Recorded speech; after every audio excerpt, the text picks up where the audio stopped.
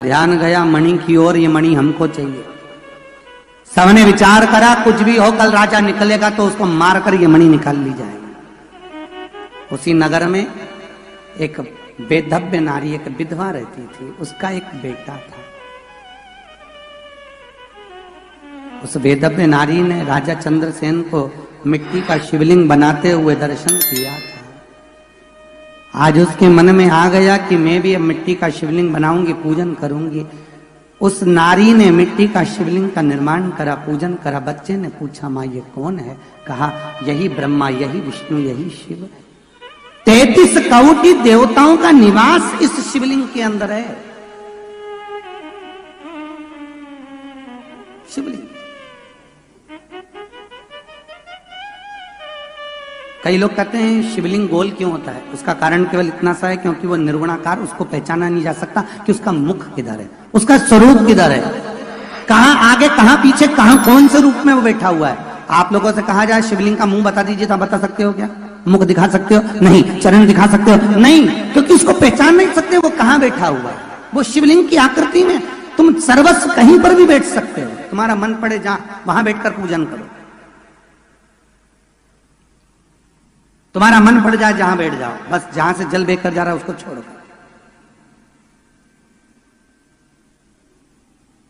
उसको पहचान। अब वो वेदव्य नारी ने शिवलिंग का निर्माण किया, पूजन करा। बहुत कथा का ध्यान देना महाराज। शिव कथा चालू हुई है तो वो चंचूला देवी ने करवाई थी, वो भी वेदव्य थी। और शंकर और पार्वती अखंड सौभाग्य देने जा रहे हैं। इस कथा का एंड सुनना, आखिरी तक इस कथा का बड़ा सुंदर स्तर।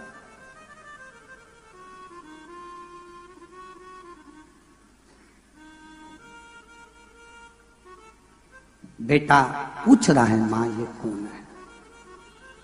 शंकर भगवान के शिवलिंग में मां कह रही है इसी में सर्वस्व है। पूजन बेटा भी कर रहा है, मां भी कर रही है। बेटे का दिल ज्यादा लग गया। शंकर घर में कोई कोई ऐसा होता है उसका मन भगवान में, ठाकुर में, द्वारकानाथ में, कृष्ण में, श्री जी बाबा में, शंभू में, शंकर में, देवी में लग जाता है। घर में कोई कोई होता है, सब नहीं। अगर भगवान सबको एक जैसा बना दे तो हो गया कल्याण। कोई कोई होता है जिसका मन कथा सत्संग में रमा रहा है और भगवान उसको विशेष रूप से जन्म देता है। भगवान कहता है इसको पैदा करना जरूरी है इसके घर में। एक तो भजन करेगा, एक तो दान करेगा, पुण्य करेगा, पूरे घर को तार देगा, एक को जन्मा। सब नहीं। कई कई माताएं हमसे कहती हैं हमारा पति तो कभी मंदिर ही नहीं जाता, हमारा पति कभी भजन ही नहीं करता। मत करने दो, तुम्हें क्या करना? अरे तो गुरुजी वो नहीं करेगा तो फिर तुम मत करने दो ना। तुम तो जा रही हो ना भजन करने, तुम तो मंदिर जा रही हो, तुम कीर्तन कर रही हो, उसे कमाने से फुर्सत नहीं है। मत होने दो ना। वो जो कमाई करके लाए उसकी कमाई में से थोड़ा सा निकाल कर कहीं शिव पुराण में, कहीं सत्संग में, कहीं भजन में लगाती रहे। वो भले भजन ना करे, तेरे द्वारा किया हुआ दान उसके खाते में जुड़ता जाएगा, क्योंकि कमाई उसकी है तो उसको भी थोड़ा अंश मिल जाए, मिलेगा। तू कर भजन।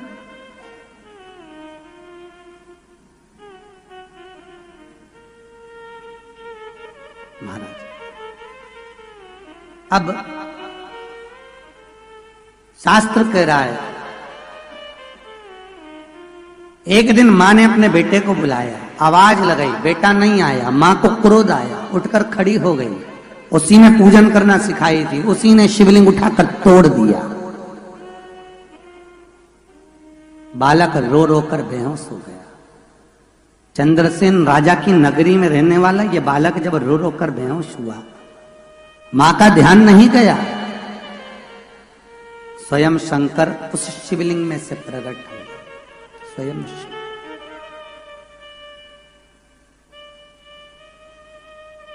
श्वेत वस्त्र में तूने मेरे शिवलिंग का टुकड़ा टुकड़ा करा है।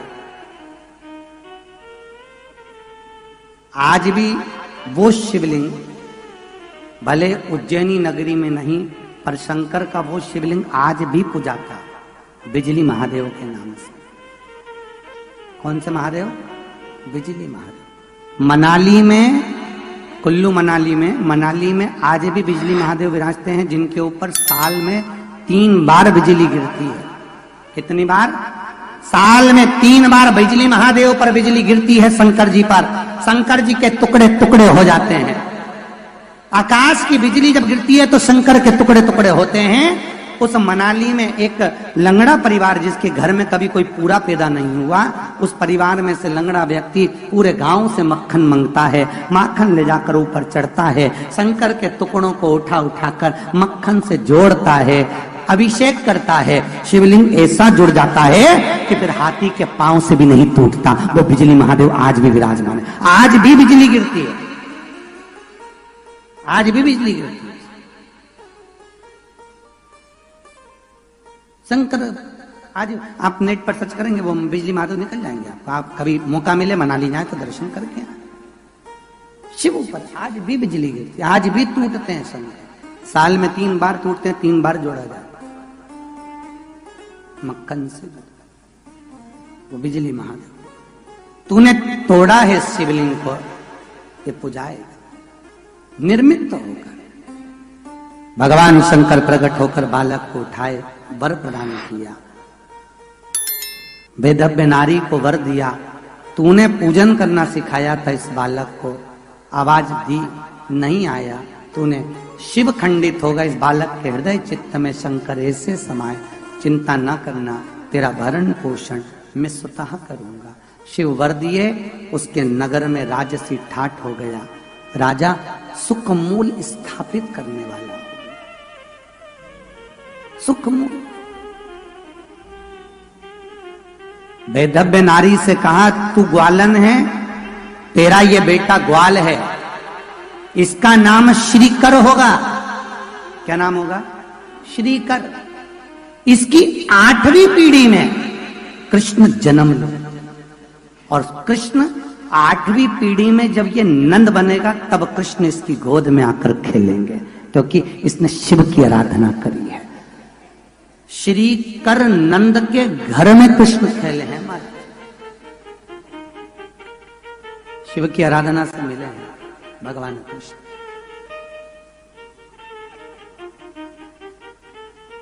राजाओं को मालूम पड़ा कि राजा चंद्रसेन के यहां तो शंकर की इतनी कृपा है, हम मार नहीं सकते, शरण में आ गए, सब पड़ गए, क्षमा मांगी, हम क्षमा चाहते हैं। शंकर का अनुमोदन करने वाला, इसलिए आपसे बार बार कहा, अकाल मृत्यु वो मरे जो काम करे चंडाल कर, काल उसका क्या बिगाड़े जो भक्त हो महाकाल का। शंकर का अनुमोदन करने वाला, शिव का स्मरण करने वाला। महाराज, यदि एक एक रोग, इस शिव महापुराण के अंदर ऐसी कोई बीमारी नहीं जिसका इलाज नहीं, शिव पुराण ऐसी कोई लीवर, किडनी, कैंसर, आंखों का, जिसका इलाज चाहो सब कुछ है शिव महापुराण।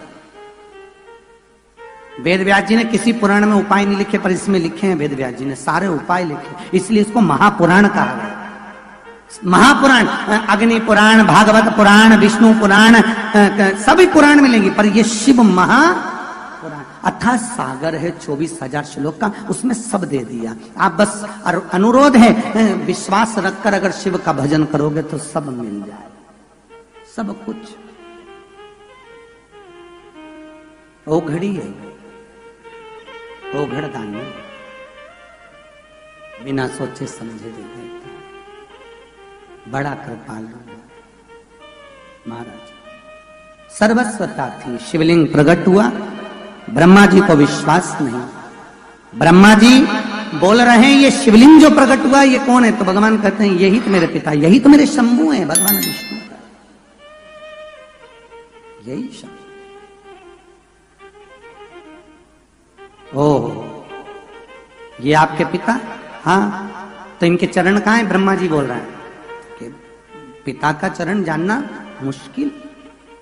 ईमानदारी से बोलो री जीजियों, माता पिता को जिंदगी में कभी कोई नहीं जान सकता। अगर एक माता पिता के 4 बेटे हैं, एक माता पिता के 5 बेटे हैं, 2 बेटे हैं, 3 बेटे हैं या 1 बेटा है, और जिंदगी में कभी अपने माँ बाप को नहीं पहचान सकता कि माता पिता के हृदय चित्त में क्या है। बड़े बेटे को लगता है कि माता पिता छोटे को ज्यादा चाहते हैं, छोटे बेटे को लगता है माता पिता बड़े को ज्यादा चाहते हैं, बड़ी बहू को लगता है कि सास छोटी को ज्यादा चाहती है, छोटी को लगता है सास, अरे बोलते जाओ, बड़ी को चाहती है। और बेचारी सास और ससुर मंदिर के घंटे जैसे बीच में टंगे।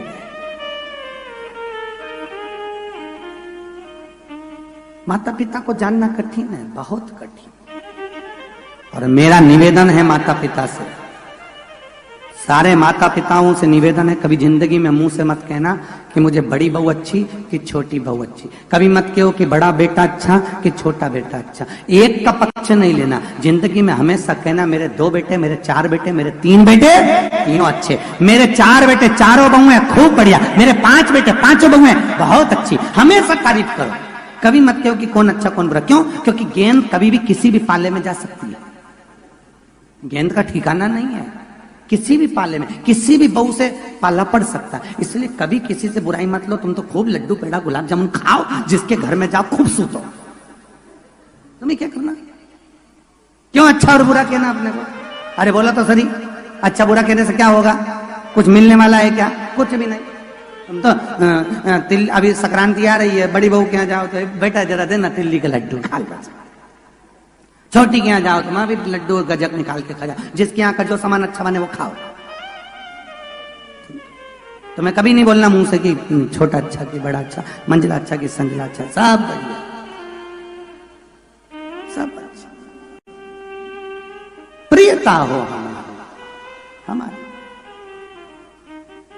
चरण का है। भगवान शंकर के चरण ढूंढ नहीं पाए। ब्रह्मा कह रहे काम करो, भगवान विष्णु से बोले पिताजी आप शंभु भगवान शंकर के चरण ढूंढने को जाओ, मैं भगवान शंकर का सिर ढूंढने जाता हूं।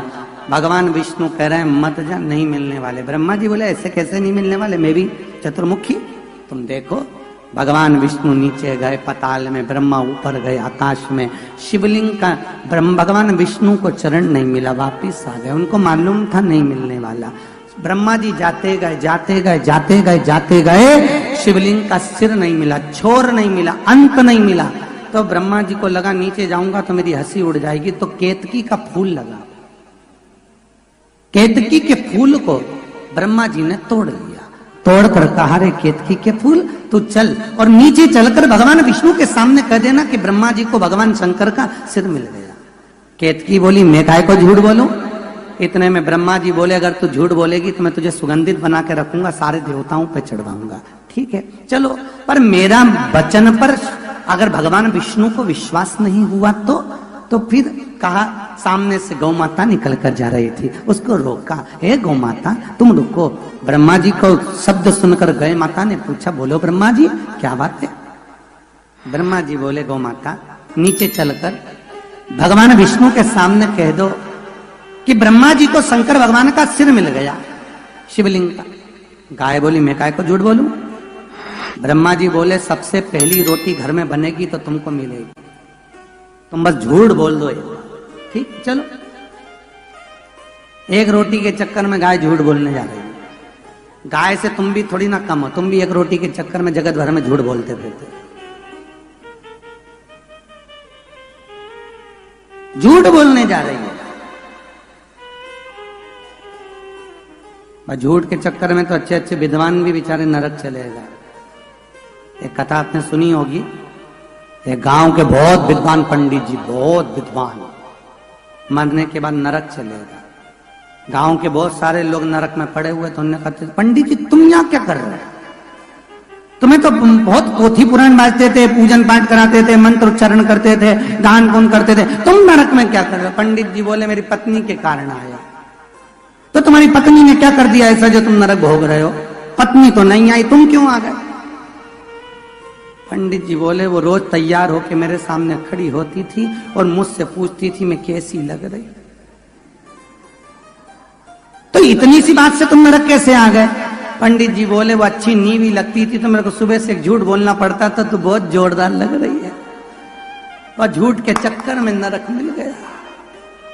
इसलिए मेरी माताओं से निवेदन है कभी अपने पति से मत पूछो मैं कैसी लग रही। एक आध दिन मुंह से सही बोल दिया बिल्कुल ऐसी लग रही जैसे हरी घास में भैंस चल रही है, तो आफत हो जाए। सत्य ना, अब झूठ बोले महाराज। गौ माता को लेकर, केतकी के फूल को लेकर ब्रह्मा जी नीचे आ गए। ब्रह्मदेव भगवान विष्णु ने पूछा, क्यों ब्रह्मा जी? शंकर भगवान के शिवलिंग का छोर मिल गया? ब्रह्मा जी बोले, हम बाद में बताएंगे, पहले आप पिता हो, आप बताओ, आपको भगवान शंकर के चरण मिले?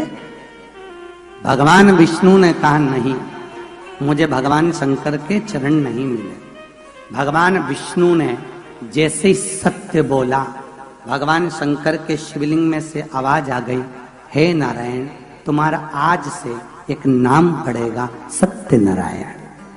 क्या नाम पड़ा? इसलिए स्कंद पुराण में, स्कंद पुराण किसकी है? शंकर की कथा, कार्तिकेय की कथा। स्कंद पुराण में सत्यनारायण की कथा निकली है। जिस सत्यनारायण जी की तुम कथा करते हो घर घर में, ये काय में से निकली है? स्कंद पुराण में से।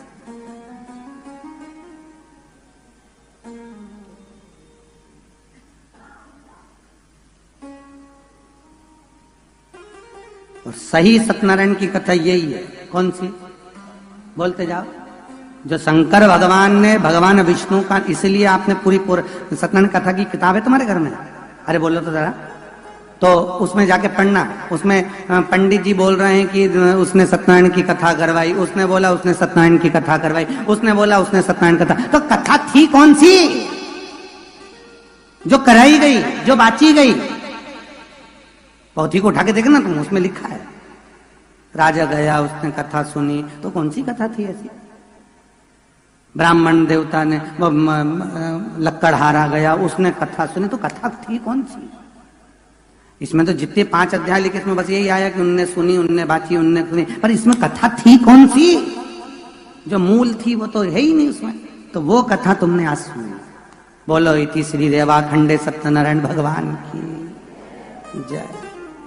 आज मिली तुमको वो सत्यनारायण की कथा कि सत्यनारायण भगवान शंकर भगवान के चरण ढूंढने के लिए गए थे, नहीं मिले। तब मेरे शिव के सम्मुख में खड़े हुए ब्रह्मा जी ने पूछा, क्या आपको चरण मिले? मना कर दिया, नहीं, मुझे चरण नहीं मिले, क्योंकि मैं जानता हूं कि भगवान शिव के चरण मिलना कठिन है, माता पिता को जानना कठिन है। तब भगवान शंकर ने कहा, मृत्यु लोक में तुम सत्यनारायण के नाम से पूजे जाओगे। वो कथा यहां अब चालू। ठीक है? अब आज तुम कहीं जाओ तो कोई पूछे कि कहां गई थी, तो कहना सत्यनारायण की कथा में गई थी। कथा मिल गई। कजन कितने सालों के बाद सत्यनारायण की असली कथा मिली तुम्हें, और जिंदगी भर पूर्णिमा पे बाजते बाजते हर पूर्णिमा पे बाची, पर मालूम नहीं पड़ा सत्यनारायण जी कब पैदा हुए थे, प्रगटे कब थे, सत्यनारायण जी का जन्म कब हुआ था। जिंदगी हो गई तो ज्ञात होना चाहिए। एक बार भगवान विष्णु ने सत्य कहा, समाप्त। सत्य को प्रमाण की जरूरत नहीं पड़ती।